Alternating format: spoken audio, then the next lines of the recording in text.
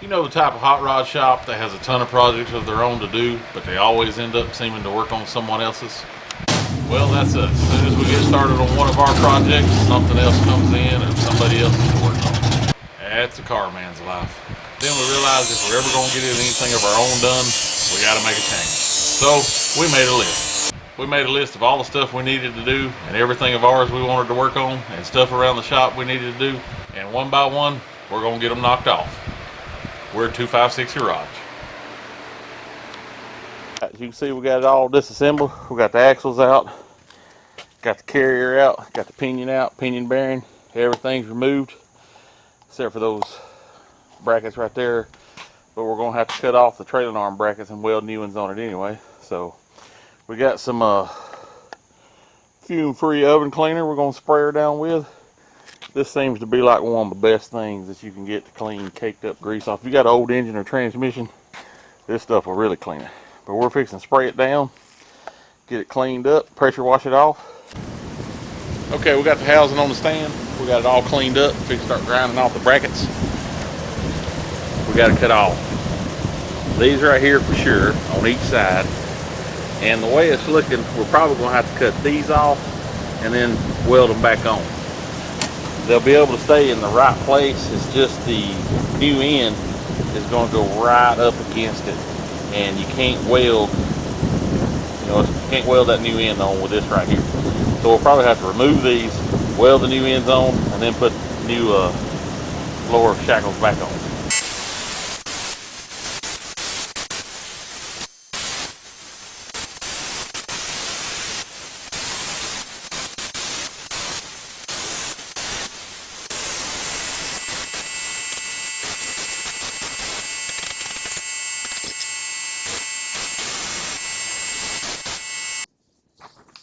Okay, now we've got everything marked. We know where everything needs to be. I've actually marked these here and I measured them, wrote them down. I can top this with 11 1/4, 14 1/4 on both sides. And then you can even spin it around. And then over here you're 10 1/2 and 13 3/4. So I've got everything marked. Marked it with a paint marker. Cleaned up so I wouldn't have to grind there again. So we're fixing to cut these off. We'll get them cut off. And I've made myself plenty of notes. Like right there, tell what it is.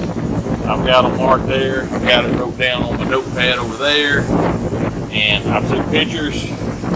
So I know where everything goes. Okay, we got all the brackets cleaned off, ground down. That was the fun part. Took a while, but we got them cut off, ground down. Got the ends here. Gonna get ready to mark them so we know where to cut. Let me kind of show you what we got going on there. Okay, we have got to go in 2 inches. So we've done our checking and we know that the axle in this flange and the axle in this flange is even. So we're gonna measure back 2 inches to figure out where to make our cut, and we'll get everything marked up and then we'll cut it. Okay, we've got everything set up, got everything marked where we're gonna cut it. Right here, and always put your tape on the long side. That way if you cut on the wrong side of the tape, you're still too long. But if we'd have put our tape over here and messed up and cut on this side, would have been too short. So we've got everything. I've got had the gauge on here. We're still setting at 90. So now I've moved my gauge to my end so I'll know what my ends are setting. And there it looks like 19. So I know when I set my new ends, they got the same kind of slope and everything.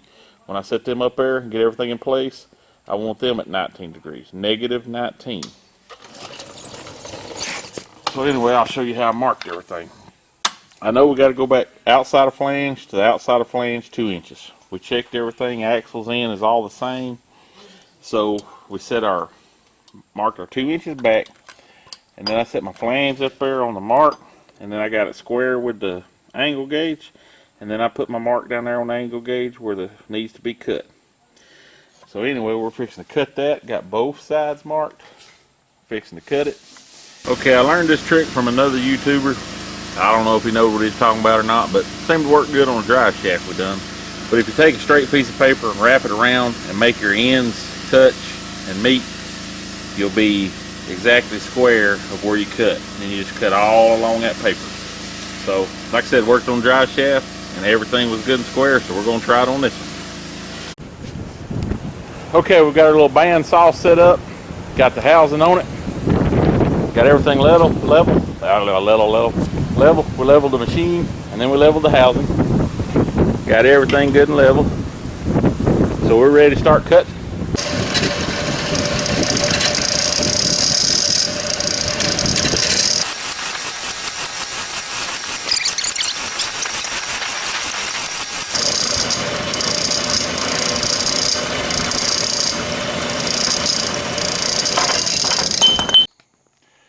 Okay, we got our rear end up on the table. We're gonna get it back down here in the stands. We got the jig in it. Bar goes through. Remember, your pucks go in right here. Slide it on. You got your little lock rings. Gets everything lined up straight. This one may need a little adjusting. It's off just a little. I'm gonna have to pull that tube around a little bit. But we've got it all set up. We're gonna slide them back off and bevel our edges right here on the tube good to match our ends. And then we're gonna weld them on. And then we got our Team Z Motorsports. You need anything, give them a shout. Our new end brackets, we'll weld them on, get all that welded on, then we can start putting the carrier and everything back in it and getting this baby up under the car. But let's get everything set up where I can start welding. Okay, we've got our rear end set up, got our 90-degree angle back like we had it before we cut the others off. We got our ends set where they need to be. We got the first tack on them, that way they won't move. Now I'm fixing to flip them over, tack the other side. I'm going to tack 1, 2 on the bottom, 3 on the side, and 4 on this side. And then we'll start connecting them together. We'll go to this one, to this one, to this one, to this one. Moving it around, trying to keep the heat even, to keep any, warp less possible as we can. And that'll get it bead welded all the way around. Got my welder turned it up. I took the old piece of tube and done a test weld on it to make sure we was getting good penetration. So let's get her flipped over and get to welding.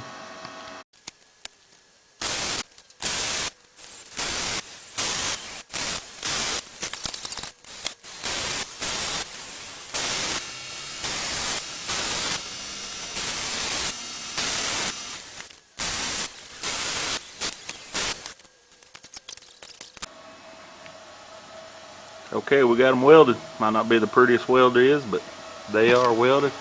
They're welded all the way around. Kind of turn it and show you. Now we're going to let them cool. They get cooled off. I'll put a little water in each one of them there to make sure nothing's going to leak through. And then we'll probably take some panel bond or something and smear around it. That just helps kind of keep anything, if there is any little pinholes, that panel bond will fill in them pinholes and won't let any rear gear oil leak out. So we're going to let it cool naturally. Don't try and cool it no faster. Just let it sit there and cool. And then we'll start fitting our brackets also.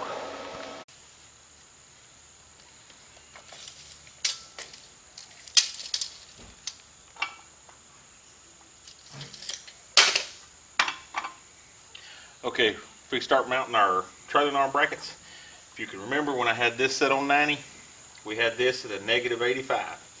So I'm going to set it, get it all set up in place, and then we're going to weld.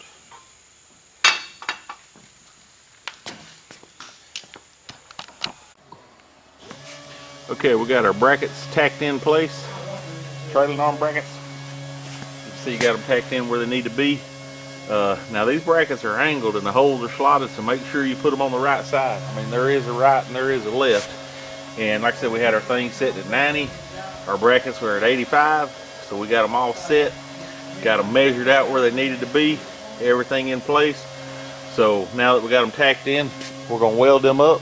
We'll get them welded up. This thing will be ready to start putting back together. So let's get them welded, and then we can get this bar out, get this thing cleaned up, start putting the carrier in it. Okay, we got a couple more things we're going to do to the rear end before we get it cleaned up and painted and put the carrier and stuff in it. We got a couple more places we're going to weld and a couple braces we're going to put on it.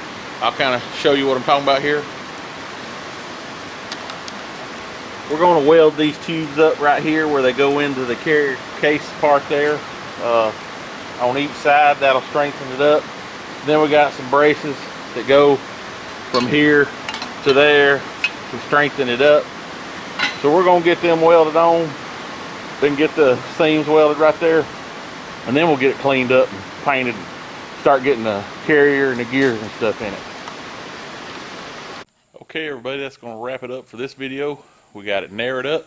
Give you one last look of it. You can see we got it narrowed up, the ends welded on. We got the braces put on. Got the trailing arm brackets welded on. Both sides, everything's welded and done. Next we'll start putting it together. We'll get the carrier put in it, slide the axles in, get the axles marked, get them cut, and we'll start assembling in the next video. Thanks everyone for watching. Like and subscribe.